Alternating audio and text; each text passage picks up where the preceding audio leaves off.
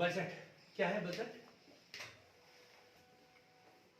Budget सरकार का वार्षिक वित्तीय विवरण है ना। सरकार की आय व्यय का अनुमानित ब्यौरा। ये दो शब्द हमें पता होना चाहिए। बजट क्या है? सरकार का वार्षिक वित्तीय विवरण, यह सरकार की आय व्यय का अनुमानित ब्यौरा। भविष्य में आने वाले समय में सरकार किस मद से कितनी आय प्राप्त करेगी और किस मद पर कितना खर्च करेगी, इसकी जो एक विवरण होता है, वित्तीय विवरण होता है, वो क्या कहलाता है? बजट। के भविष्य से संबंधित है, भविष्य से संबंधित है। अनुच्छेद 112 में प्रावधान और राज्य का बजट अनुच्छेद 202, राज्य का बजट अनुच्छेद 202 में, और केंद्र सरकार का बजट जो है संविधान के अनुच्छेद 112 में दिया हुआ है। ठीक है, अनुच्छेद 112। कौन करता है प्रस्तुत? बजट कौन प्रस्तुत करता है? वित्त मंत्री।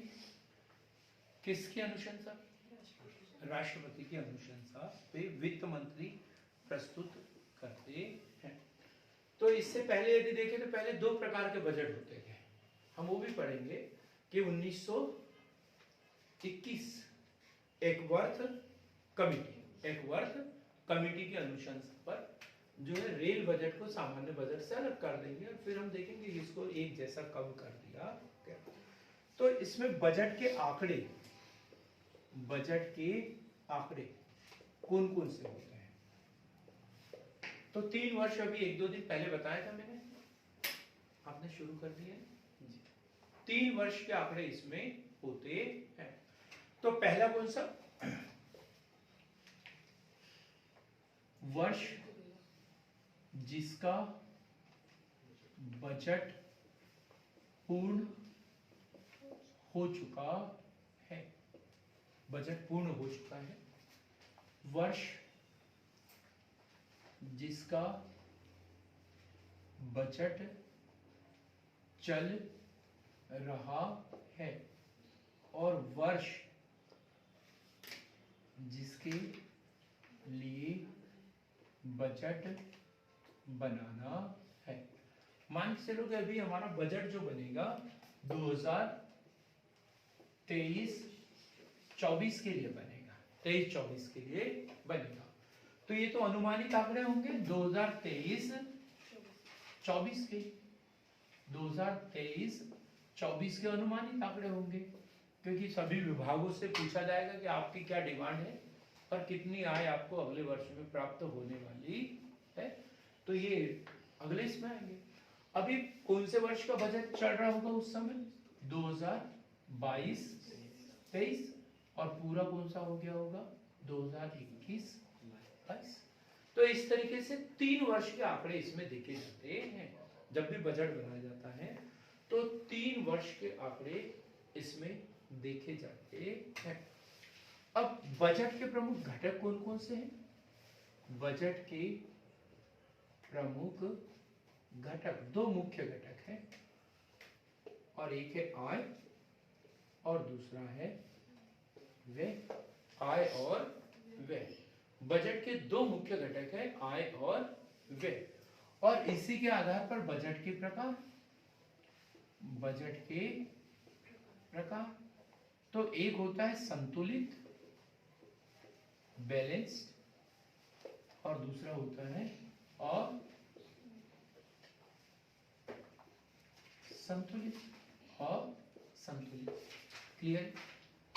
बजट के 2 मुख्य घटक आय और व्यय, और इसके आधार पर बजट के प्रकार तो 2, संतुलित और असंतुलित। संतुलित का मतलब होता है अनुमानित आय बराबर व्यय, तो बजट कैसे हो गया? संतुलित।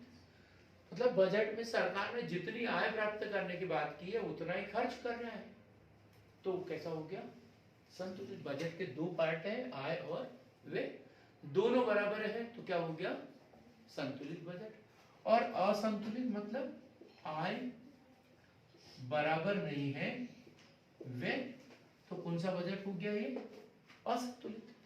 आय बराबर नहीं है व्यय, तो कौन सा हो गया असंतुलित बजट। आय बराबर नहीं है व्यय, तो कौन सा बजट असंतुलित बजट।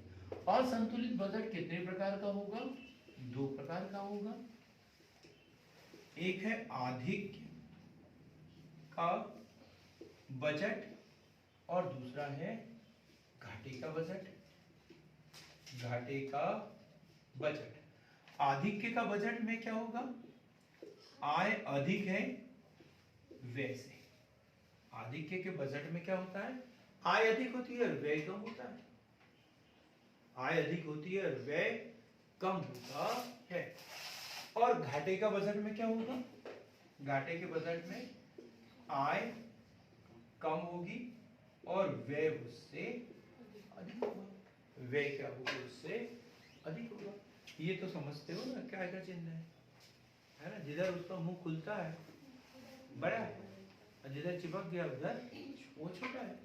तो इधर खुला है तो ये बड़ा है, ये छोटा है, ये छोटा है वो बड़ा है। क्लियर हो गया इतना। तो बजट के दो मुख्य घटक होता है, आय और व्यय। सरकार पहले व्यय का अनुमान लगाती है। सरकार पहले काय का व्यय का अनुमान लगाती है कि हमें अगले वर्ष में इन इन योजनाओं पर इतना इतना पैसा खर्च करना है। और फिर अन्य विभाग जो सरकार को आय प्रदान करते हैं उसको टारगेट देती है कि हमें इस विभाग से इतना, इस विभाग से इतना, इस विभाग से इतना प्राप्त करना है। जब सरकार को ऐसा लगता है कि हमारे जितना व्यय है उतना प्राप्त नहीं हो रहा है तो घाटे का बजट होगा। या फिर सरकार के खर्च कम होते हैं, आय ज्यादा प्राप्त हो जाती है, तो फिर आधिक्य का बजट भी हो सकता है। जैसे 500 रुपए लेके गए योगेश कुमार, मैं भेज देता हूँ ना कभी कभी बाजार में, है ना। तो 500 रुपए दिया, 400 रुपए का सामान हुआ, 100 रुपए बच गए, आधिक्य का बजट है ना। और यदि 500 रुपए दिया, 600 का सामान हो गया, घाटे का बजट। और 500 रुपए दिए और 500 रुपए का ही सामान लिया, संतुलित बजट। इससे सरल कुछ हो सकता है क्या, बिल्कुल भी नहीं। पर हमें दो चीज पता होना चाहिए, क्या, आय और व्यय। बजट के दो ही घटक होते हैं। अब हम यहां पढ़ेंगे घाटे की वित्त व्यवस्था। घाटे की वित्त व्यवस्था, घाटे की वित्त व्यवस्था, घाटे की वित्त व्यवस्था। अब जितने भी विकासशील देश वगैरह होते हैं वो सब घाटे का ही बजट बनाते हैं। ये जो विकसित देश होते हैं, सिंगापुर वगैरह, जापान है, अमेरिका है, फ्रांस है, ये लोग आधिक्य का बजट बनाते हैं। ये लोग आधिक्य का बजट बनाते हैं। लेकिन भारत जैसे देश क्या बनाते हैं, घाटे का बजट बनाते। पहले एक जमाना था, बोलते थे जितनी बड़ी चादर हो उतनी पैर फैलाना चाहिए, बोलते थे ना। अभी तो नहीं बोलते कोई। अब बोलते हैं कि पैर फैलाओ, चादर अपने आप बढ़ती जाएगी। पैर को छोटे करने की जरूरत नहीं है, चादर को बड़ा करो, है। पढ़ाई करो, ऋण लो, उधार लो, एक टाइम भूखे रहो, कठोर परिश्रम करो, मेहनत करो, एक दिन बहुत कुछ प्राप्त कर लो। और यदि हम समय के अनुसार नहीं चले और सोचा कि नहीं यार मेरे घर में तो ये दिक्कत है, मेरे घर में तो वो दिक्कत है, मुझे छोटा मोटा रोजगार कर लेना चाहिए, तो आपकी परिस्थिति कभी नहीं बदलती। परिस्थिति बदलने के लिए हमें बहुत बड़ी रिस्क लेना होता है। पैर बड़े करना ही पड़ेगा, चाहे तुरंत के लिए हमें ठंड क्यों ना लगे, चाहे तुरंत के लिए हमें ठंड क्यों ना लगे। ठीक, तो घाटे की वित्त व्यवस्था। अब क्या है, हमने बजट बना लिया, व्यय तो बहुत ज्यादा दर्शा दिया, आय बहुत ही कम, आय उससे कम है। तो अब इस घाटे को पूरा करने के लिए जो व्यवस्था की जाती है वो क्या कहलाती है, घाटे की वित्त व्यवस्था। सरकार के पास कौन कौन से उपाय होते हैं घाटे को पूरा करने के लिए। ऋण लेना, अंतरराष्ट्रीय वित्तीय संस्थाओं से ऋण लेना, दूसरे देशों से ऋण लेना, आंतरिक ऋण लेना, जनता से ऋण ले लेना। जनता से ऋण कैसे लेते हो योगेश कुमार? हाँ जी, नहीं कुछ बोला तो बोलो।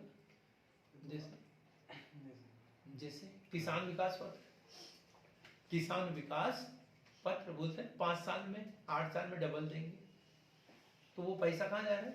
सरकार के पास।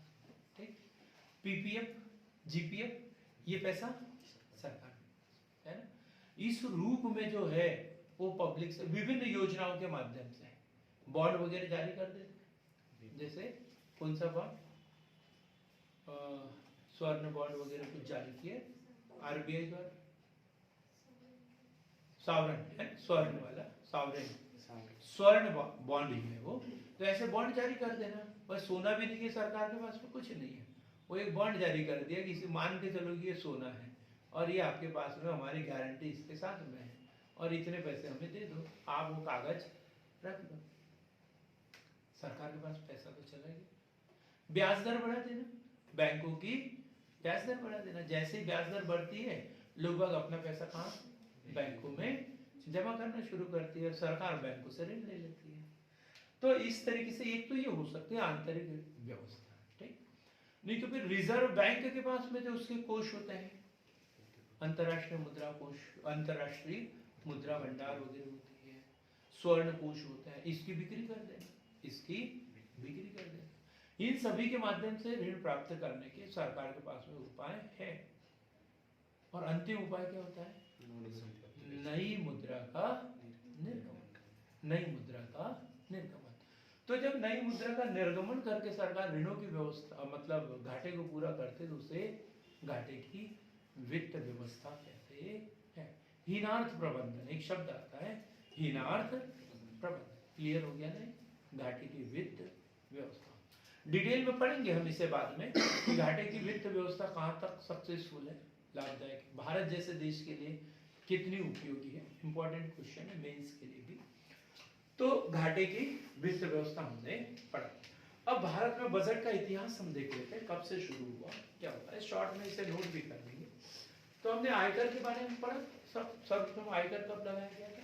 1860 में जेम्स विल्सन द्वारा। इसे भारत में आयकर का जनक भी कहते हैं। तो 1860 में लॉर्ड कैनिंग के समय जेम्स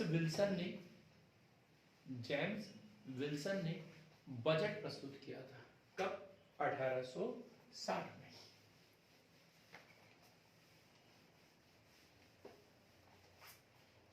सबसे पहला बजट भारत में 1860। वायसराय थे, वायसराय लॉर्ड कैनिंग के समय में। किसके द्वारा? जेम्स विल्सन द्वारा। तो जेम्स विल्सन को क्या बोलेंगे अब हम? जेम्स विल्सन को बजट प्रणाली का जनक, भारत में बजट प्रणाली का जनक जेम्स विल्सन को कहते हैं। यदि उससे पहले का इतिहास देखें हम, उससे पहले का विश्व स्तर पर बजट के बारे में देखें तो ब्रिटेन के प्रधानमंत्री हुआ करते थे वालपोल। तो वो क्या करते थे, पूरा हिसाब किताब जो है, तब कंप्यूटर वगैरह तो था नहीं, तो पूरा हिसाब किताब जो है एक बैग में रखते थे और घर ले जाते थे और दूसरे दिन फिर लेके आते थे। जैसे ही आप लोग बैठते हो ना, ऐसे ही वो आते थे मेरे जैसे, और वो खड़े हो जाते थे और अपना वो खोलते थे। तो लोग बाग हंसते थे, बोले लो इन्होंने थैला खोल दिया, थैला खोल दिया। तो ये बजट शब्द की व्युत्पत्ति जो हुई है वो फ्रांसीसी शब्द ब्यूजे से हुई है।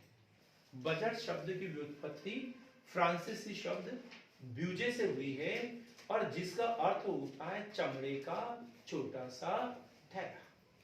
चमड़े का छोटा सा थैला। बजट शब्द की व्युत्पत्ति फ्रांसीसी शब्द ब्यूजे से हुई है जिसका अर्थ होता है चमड़े का छोटा सा थैला। और भारत में कब? 1860 लॉर्ड कैनिंग के समय, जेम्स विल्सन, इसलिए उसे भारतीय बजट प्रणाली का जनक कहा जाता है। अब हम बात करते हैं भारत में 1944 कौन सी योजना? बॉम्बे प्लान। बम्बई के 8 उद्योगपतियों की योजना थी और इन्होंने बोला था, सरकार के ऊपर दबाव बनाया कि भारत में बजट बनाना चाहिए। बॉम्बे प्लान के द्वारा इन्होंने सरकार के ऊपर दबाव बनाया कि भारत में बजट बनाना चाहिए। 1944 बॉम्बे प्लान। अब स्वतंत्र भारत 1947, स्वतंत्र भारत 1947, किसने बजट प्रस्तुत किया था 1947 में? आर के षणमुख शेट्टी है ना। 1947 में जो स्वतंत्र भारत की प्रथम सरकार बनी थी, तो उसमें बजट प्रस्तुत किसने किया था? आर के षणमुख शेट्टी के द्वारा। और गणतंत्र भारत 1950 में जॉन मथाई के द्वारा बजट प्रस्तुत किया गया। तो 1947 और 1950 ये स्वतंत्र भारत आर के षणमुख शेट्टी और गणतंत्र भारत जॉन मथाई। यदि यही पूछे वित्त मंत्री कौन थे, तो भी हमारा उत्तर यही रहेगा।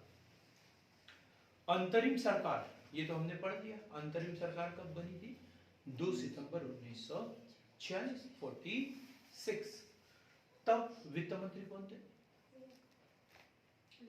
लियाकत अली। किस दल के थे? कोई बात, पहला दिन है आपका, हर गुना माफ आपके, आपको तो पता नहीं होगा। रवि सर? मुस्लिम लीग बाद में शामिल हुए थी। लियाकत अली। अंतरिम सरकार में जो बजट प्रस्तुत किया था तो वो थे लियाकत अली।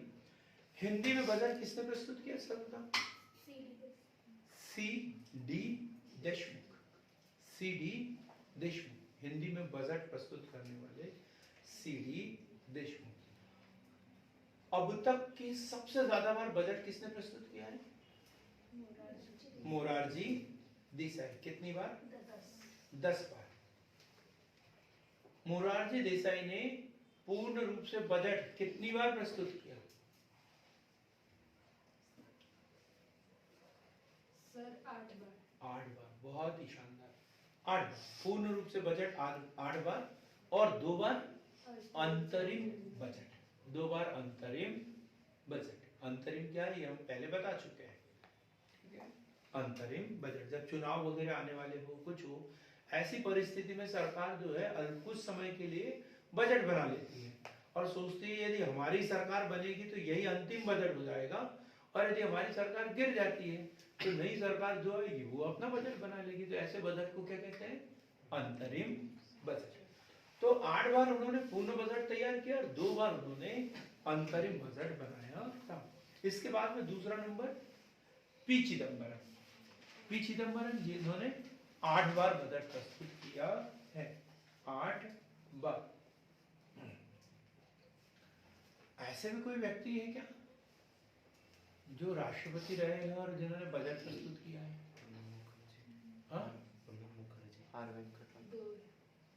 प्रणब मुखर्जी। शांतनु जी दूसरे व्यक्ति का भी नाम बताओ।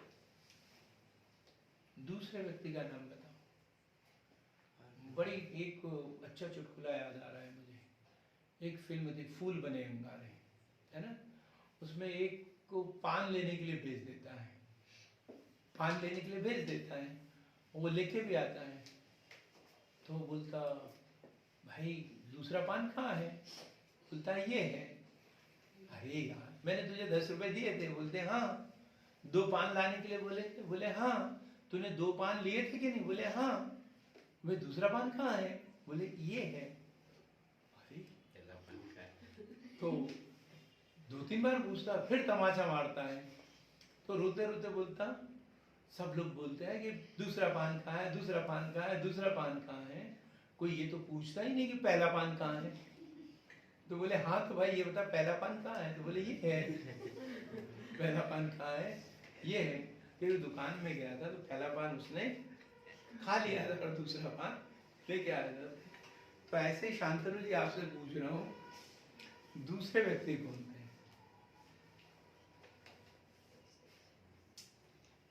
कोई बात नहीं, कोई बात नहीं। तो दूसरे व्यक्ति थे आर वेंकटरमन। तो पहले व्यक्ति आर वेंकटरमन, ठीक, और बाद में बने हैं प्रणब मुखर्जी। मतलब पहले इन्होंने बजट प्रस्तुत किया, उसके बाद में क्या बने, ये राष्ट्रपति बने। उसके बाद में ये राष्ट्रपति बने। तो वह वित्त मंत्री जिन्होंने बजट प्रस्तुत किया और वे राष्ट्रपति बने। तो कुल आर वेंकटरमन और प्रणब मुखर्जी। अब यहाँ क्वेश्चन बन सकता है, ऐसा नहीं बजट का दिया हो, यही दिया रहेगा कि निम्नलिखित राष्ट्रपतियों में से कौन पहले वित्त मंत्री रह चुके हैं। और उसमें प्रणब मुखर्जी तो हमारे जमाने की बात है, तो सबको पता है। आर वेंकटरमन जी के विषय में कंफ्यूज हो सकते हैं, याद रखिए बराबर, ठीक। अब वह वित्त मंत्री जिन्होंने बजट प्रस्तुत किया और वो देश के प्रधानमंत्री बने। पहले वित्त मंत्री रहते हुए बजट प्रस्तुत किया, बाद में प्रधानमंत्री बने। वो क्वेश्चन भी पूछेंगे हम, जब पहले प्रधानमंत्री बने और फिर बजट प्रस्तुत किया, वो वाला क्वेश्चन है। अभी क्वेश्चन कौन सा है, पहले वित्त मंत्री थे, बाद में वो प्रधानमंत्री बने। तो एक मोरारजी देसाई जो इंदिरा गांधी के वित्त मंत्री हुआ करते थे, ठीक। चौधरी चरण सिंह, ये मोरारजी देसाई के वित्त मंत्री थे। वीपी सिंह, डॉक्टर मनमोहन सिंह एक ऐसे व्यक्ति हैं जो सभी पदों पर रह चुके हैं, जो आर्थिक जितने भी बड़े पद है उस सभी पदों को सुशोभित कर चुके हैं। तो ये 4 व्यक्ति, मोरारजी देसाई,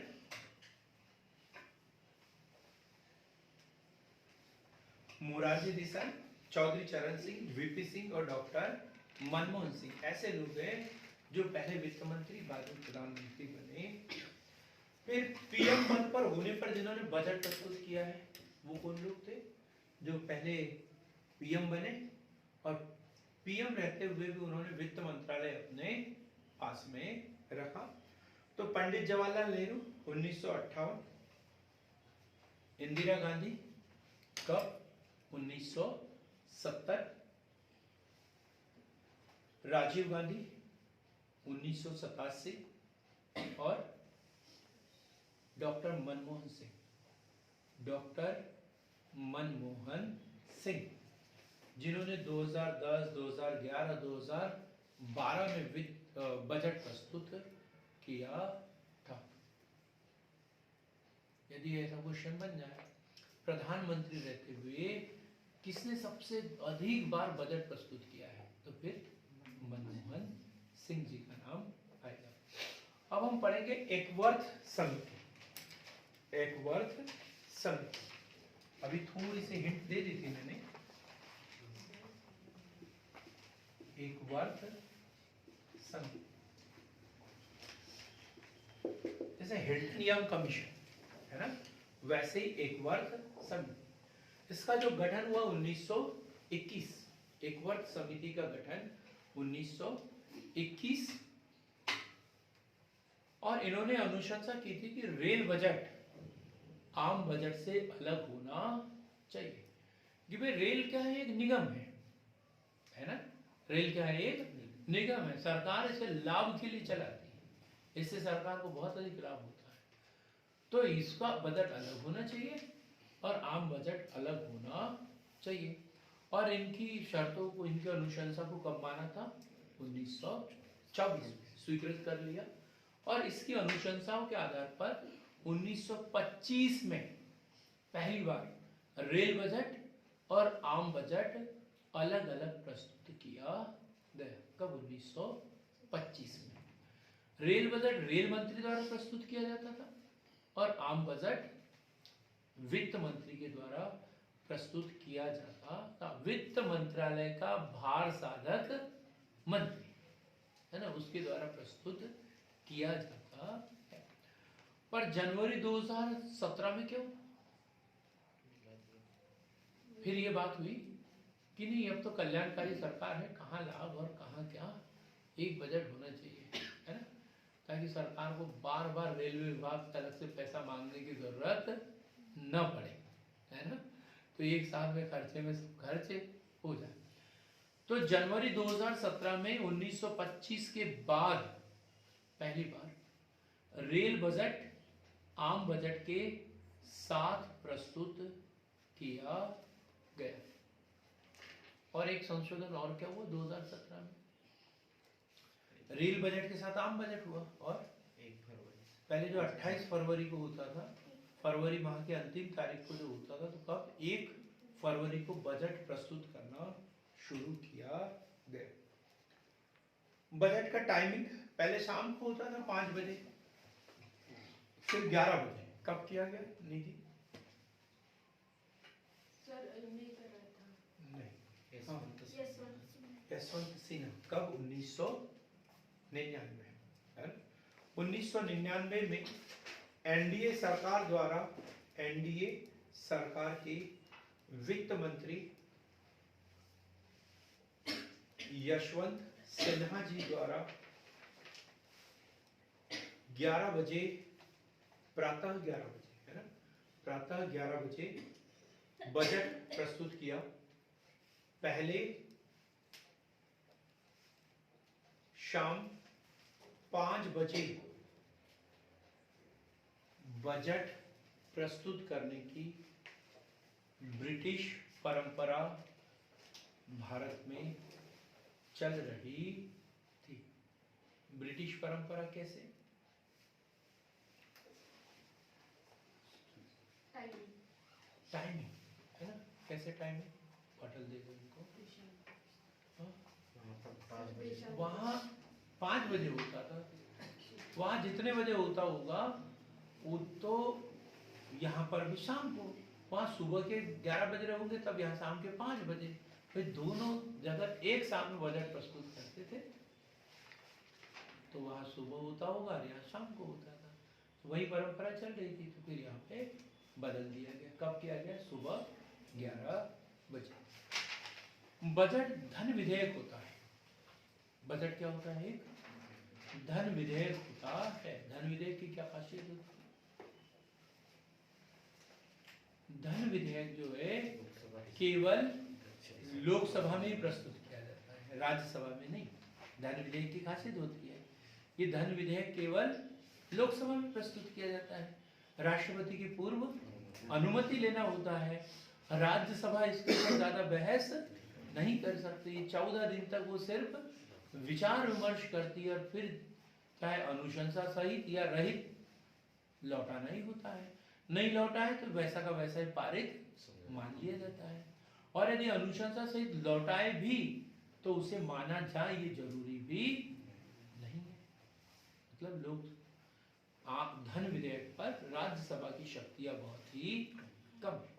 ठीक, तो बजट क्या है? एक धन विधेयक है, इसलिए केवल और केवल लोकसभा में ही प्रस्तुत किया जाता है।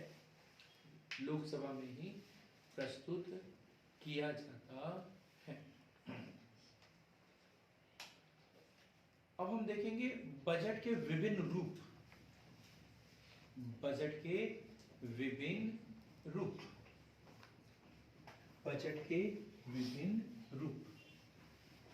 बजट के मुख्य तो 2 पढ़ लिए अपन ने, घाटे का बजट और आदित्य का बजट, संतुलित बजट और असंतुलित बजट। लेकिन अब हम देखते हैं हिसाब का बजट। हिसाब का बजट। हिसाब का बजट सामान्य बजट जिसे कहते हैं, कि सिर्फ और सिर्फ कि बजट में कितनी आय है और कितनी व्यय करना है, ये हिसाब का बजट हो गया है ना, हिसाब का बजट। इसका कोई उद्देश्य नहीं, सिर्फ कितना आय और कितना व्यय। तो हिसाब देयता बजट या हिसाब का बजट। दूसरा होता है निष्पादन बजट। निष्पादन बजट, निष्पादन बजट, निष्पादन। कुछ आए क्या समझ में योगेश जी? निष्पादन बजट। पहले कार्य कर लो फिर उसका सर अंतिम में जो बजट को जीरो कर देते नहीं, वो तो जीरो बजट है। निष्पादन बजट मतलब परिणाम आधारित बजट। भाई आपको पैसे दिए जा रहे हैं तो उसके साथ में टारगेट भी देते हैं ना, उधर टारगेट भी देते हैं और पूछते हैं आपको इतना पैसा दिया था, आपने कितना काम किया। ये क्योंकि बजट का उद्देश्य क्या होता है? हिसाब देना। बजट का उद्देश्य क्या है? एक हिसाब देता है, हिसाब भी देना पड़ता है विभागों को। तो जिन जिन विभागों को जितनी बजटीय राशि स्वीकृत हुई है उसका हिसाब भी देना होता है कि आपको इतना पैसा दिया था, कितना खर्च हुआ, बच गया तो क्यों बच गया। यदि बच गया और आपने बोल दिया कि भाई इतने की जरूरत नहीं थी, तो अगली बार क्या होगा? कम देंगे। यदि किसी ने बोला कम पड़ गया तो भाई क्यों कम पड़ गया, क्या हो गया, अगली बार ज्यादा स्वीकृत हो सकता। तो ये हिसाब देता है इसमें निष्पादन बजट। इसमें अच्छे से लिखेंगे खर्च की गई निधियों से क्या परिणाम प्राप्त हुए, क्या परिणाम प्राप्त हुए के सिद्धांत पर, के सिद्धांत पर। इसकी जो शुरुआत हुई थी वो कहाँ हुई थी? यूएसए। सर्वप्रथम इसकी जो शुरुआत हुई थी वो अमेरिका में हुई थी और इसे दूसरा नाम क्या बोलते हैं? कार्य आधारित बजट। कार्य आधारित बजट क्या बोलते हैं इसे?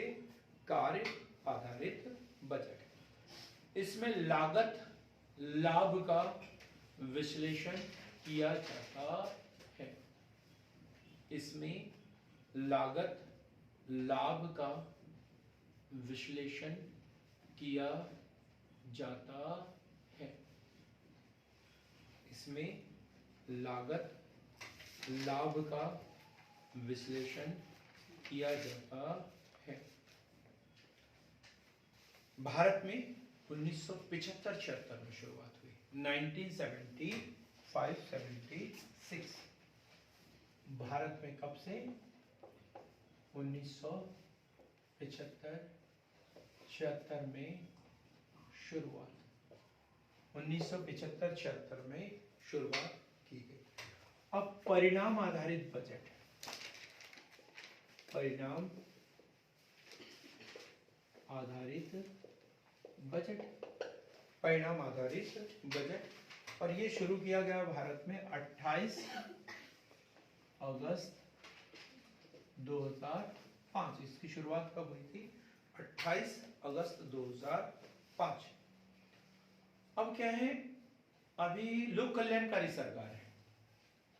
सरकार जो है विभिन्न प्रोग्राम चलाती है, कार्यक्रम चलाती है और फिर देखते हैं कि जैसे गरीबी के लिए कोई योजना शुरू की और उसको फंड आवंटित किया, तो फिर देखेंगे ना गरीबी दूर कहां तक हुई इससे। यदि गरीबी दूर करने में सक्षम है तो इस योजना को चलाओ और यदि नहीं है तो फिर इसे खत्म करो। भाई जो भी सरकार के कार्यक्रम हैं पैसा तो सरकार देगी, लेकिन उसका देखा जाएगा कि इसके परिणाम क्या है, पॉजिटिव है या नेगेटिव है। कहीं ऐसा तो नहीं कि सरकार का जो पैसा है वो बेकार ही जा रहा है, तो फिर ऐसी योजनाओं को क्या कर देंगे? बंद कर देंगे। जैसे अभी जो है वो योजना चल रही है, कौन सी? सुबह सुबह कचरा वाली गाड़ी आती तो बोलते थे हाँ। पहले तो यही बोलती थी कचरा गाड़ी आई घर से कचरा निकाल, और अब क्या बोलती है? आयुष्मान कार्ड बनाए, नगर पालिका जाए, जनपद पंचायत जाए और आयुष्मान कार्ड पंजीयन कराए, निःशुल्क मिल रहा है, ये वो बात बताती है ना। अब ये योजना है सरकार की। अब जैसे हमारे यहाँ पे वो एक हॉस्पिटल जो है कल परसों सील हो गया, वैष्णवी हॉस्पिटल, उसका पंजीयन निरस्त कर दिया। क्यों? क्योंकि वहां पर जो डॉक्टर लंदन में है अब उसको उपस्थित बता दिया। ठीक। दूसरा कि भर्ती है ही नहीं पेशेंट, अब बोलते 5% जो है वो आयुष्मान कार्ड पे आधारित भर्ती है। अब ऐसे ही यदि लगभग बहुत सारे हॉस्पिटलों की ऐसी रिपोर्ट आने लग रहा है तो आयुष्मान योजना चलेगी क्या? सरकार बंद कर देगी इसको। ठीक, ऐसे रोजगार गारंटी योजना, राष्ट्रीय ग्रामीण रोजगार गारंटी योजना, बहुत पैसा दिया 2006 से इसके ऊपर। फिर जाके देखा गांव में तो कुछ सुधार दिख ही नहीं रहा। एक ही नाली है जिसे हर साल खोदते हैं, एक ही नाली है जिसे हर साल खोदते हैं। तो फिर धीरे धीरे क्या किया, इसको फंड देना बंद कर दिया। लेकिन क्या हुआ, फिर कोरोना काल आ गया, मजदूर गांव में लौट आए। तो अब इसके लिए क्या करना है, एक ही उपाय है, फिर से वही गड्ढे खुदवाओ, इनसे रोजगार गारंटी योजना को फिर फंड देना शुरू कर दिया। अब फिर बंद हो जाएगा। तो इस तरीके से परिणाम आधारित बजट, सरकार की जो योजनाएं सफल होगी उन्हीं को आगे चलाएंगे, उन्हीं के लिए बजट में राशि स्वीकृत करेंगे, नहीं तो फिर नहीं करेंगे। अपन ने देखा कितनी सारी योजनाएं ऐसी है जो शुरू तो हुई थी लेकिन कब बंद हो गई हमें पता भी नहीं। अब है शून्य आधारित बजट। शून्य आधारित बजट, शून्य आधारित बजट क्या होता है? शून्य आधारित बजट, इसके जनक कौन थे? पीटर ए पायर। पीटर ए पायर, पीटर ए पायर सबसे पहले अमेरिका में, कब? 1973। जनक कौन इसके? पीटर ए पायर। ये क्वेश्चन आता है प्री में। शुरुआत अमेरिका, अमेरिका 1973। पूरे अमेरिका में भी नहीं, एक प्रांत में, क्योंकि वहां तो हर प्रांत का अलग अलग बजट होता है, संविधान भी अलग अलग है। ठीक, तो वो था नाजिया,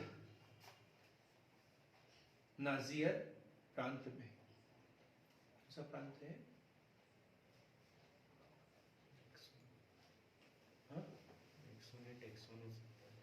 उसको छोड़ देंगे, हम मैसेज के माध्यम से बता देंगे। ठीक, 1987 में भारत में राजीव गांधी,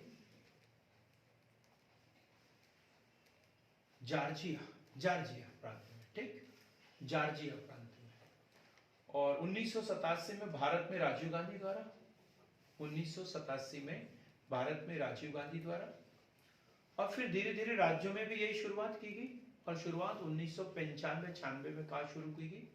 राजस्थान में, राजस्थान में। अब भारत में जो वित्तीय वर्ष होता है, वित्तीय वर्ष, वो कब से कब तक?